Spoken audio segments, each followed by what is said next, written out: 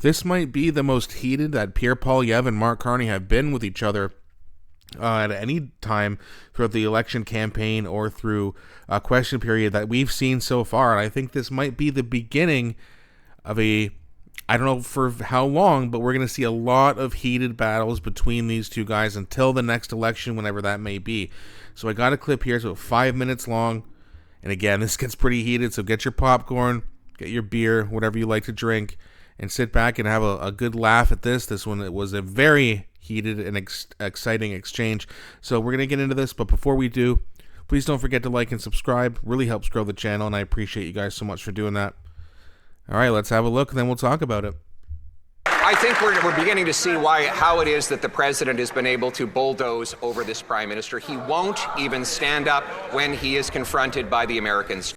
Just over an hour ago, a report came out that the U.S. Commerce Secretary said there will be no relief for Canadian-made automobiles going into the United States. The Prime Minister is back down on counter tariffs, back down on the DST, back down on defense. Yesterday promised to push $1 trillion of private sector investment out of our country. How is he going to look those Canadian auto workers in the eye and tell them how he got nothing for them in return? Mr. Speaker, it is I mean, not to pause it so quickly, but is Pierre wrong? Out of all the criticisms that you just heard him lay out, where is he wrong? DST removed,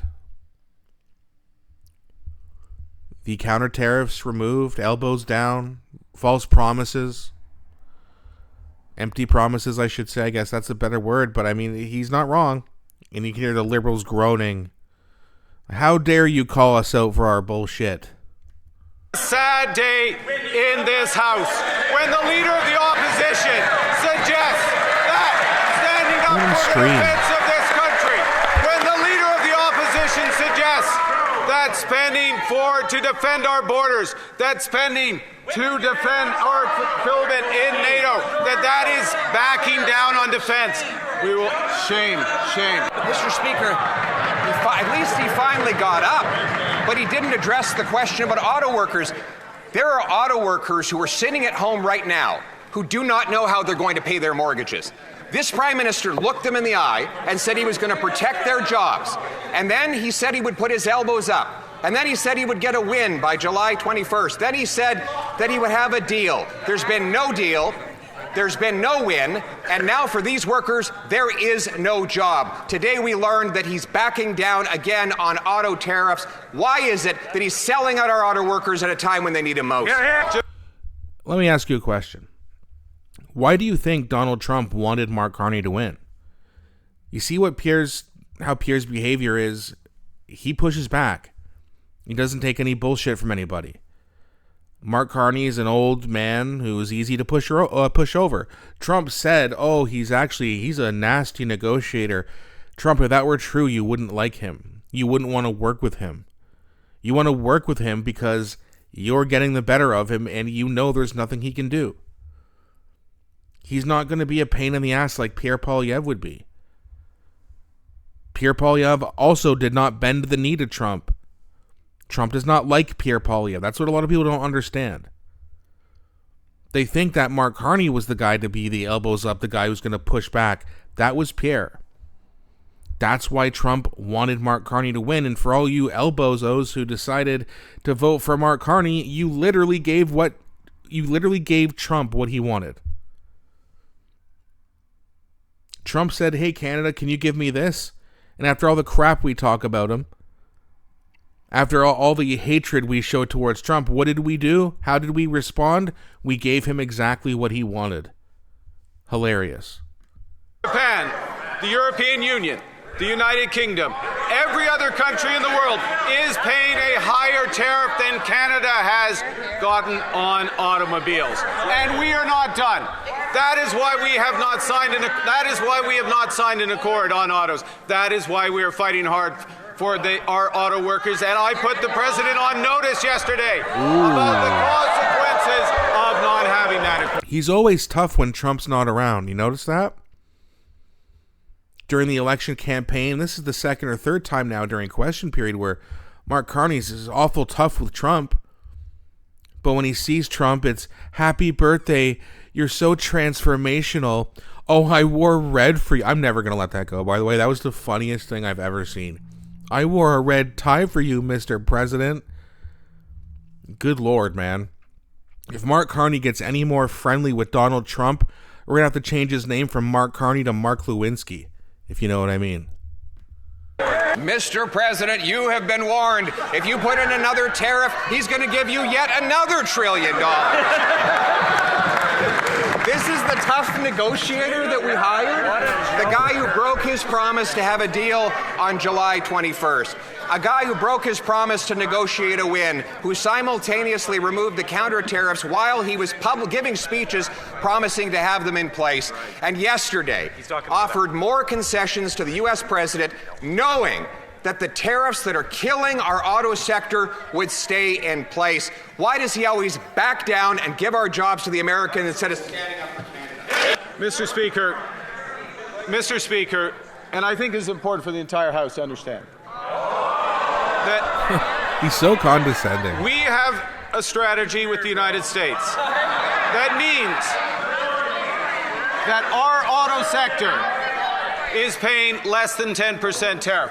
When Japan, when Europe, when the UK, when the rest of the world is paying 15, which is bigger than 10 or higher. Condescending. And we are not done yet because we refuse to sign a deal that isn't better in the interests of Canadians. And that's why he is already signing a deal that makes us worse off because he makes concession after concession after concession while getting nothing in return. Yesterday, he announced that his policies will drive $1 trillion of private sector money out of our country as part of the agreement that he is going to sign with the United States. That means factories and plants closing in Canada.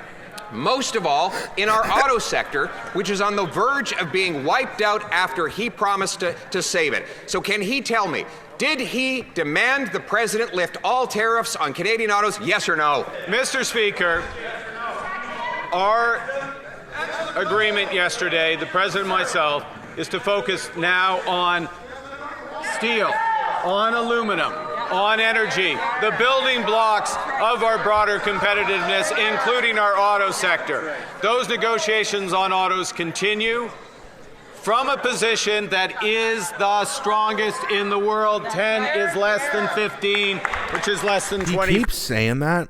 Why didn't you campaign on it? Why didn't you tell everyone before you won the election that this was the case? Because you lied and you fear-mongered to people. Our relationship with the United States as we know it is over. Well, why did you drop all counter tariffs again? Why have you not pushed back on Trump at all? You talk a little crap about him when you're not around him. But Trump doesn't care because he knows when he sees you, he's going to have you in his pocket. Because you're a little weak old man who's going to do nothing. Pierre Poilievre is not weak nor old. It's a good sign of what you want to deal with someone like Trump. But nope. Got to pick this guy, the elite WEF globalist banker. Yeah, that's going to help. Those people are in it for the average middle-class people of the country. Oh, yeah, sure. They've got a great track record to prove it, too. Could you tell I was being sarcastic? 5, which is less than 50. 0 is the paycheck that those workers who've lost their jobs are getting right now. And Mr. Speaker, 7th is last place in the G7 when it comes to growth, or in this case, negative growth. This Prime Minister has to get his excuses straight. He blames the tariffs for the fact that we have the second highest unemployment in the G7 and the fastest shrinking economy. And then he claims at the same time that the tariffs are really not so bad. So which is it? Why is our economy so weak? Because of his diplomatic failings abroad or his disastrous economic policies at home? Or both. I mean, it's incredible that there's still so many people who are, falling for this crap, this I'm the elbows up guy, I'm the guy who's going to fix Canada. Bankers, elitists, globalists do not have any interest in helping the middle class thrive. In fact, it's the opposite, and Mark Carney is all three of those things. So Canada, I'm begging you at this point, before we head into the next election, just use your heads a little bit, okay? We got to hold the Liberals accountable. It's time for a change.